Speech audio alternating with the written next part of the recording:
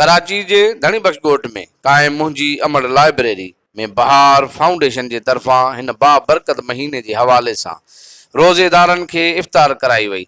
बहार फाउंडेशन जे चेयरमैन मोहम्मद सचल वदो ओलह press club जे सहाफ़ियुनि सां ॻाल्हाईंदे चयो त ज़िंदगी ख़ुदा जे तरफ़ां मिलियल हिकु अनमोल तोहफ़ो आहे ऐं उन अनमोल तोहफ़े खे सुहिणे नमूने सां गुज़ारणु घुरिजे ऐं धरतीअ ते अचण जो बि मक़सदु इंसान जो इहो ई आहे त अल्लाह जी मख़लूक़ खे राज़ी करणु।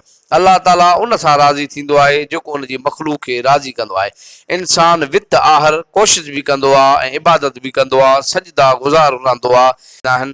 आउं सम्झां थो त रब उन सां राज़ी थींदो आहे जंहिंसां धरतीअ ते इंसान राज़ी हुजे, पाड़े ओड़े वारो राज़ी हुजे।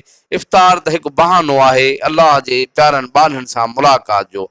उन जो वधीक चवणु हुयो त असांजे बहार फाउंडेशन रमज़ान में ग़रीब मिसकीन माण्हुनि खे इफ़्तारीअ समेत ऐं ग़रीबनि में कपिड़ा राशन ॾींदा आहियूं।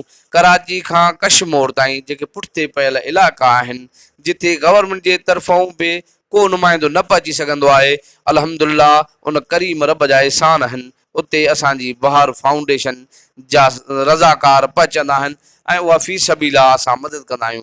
ऐं असां सभिनी दोस्तनि खे गुज़ारिश था कयूं वस्त वारनि खे त असांजा हथ मज़बूत कयो त जीअं ग़रीब मिसकीननि जी मदद करे सघूं।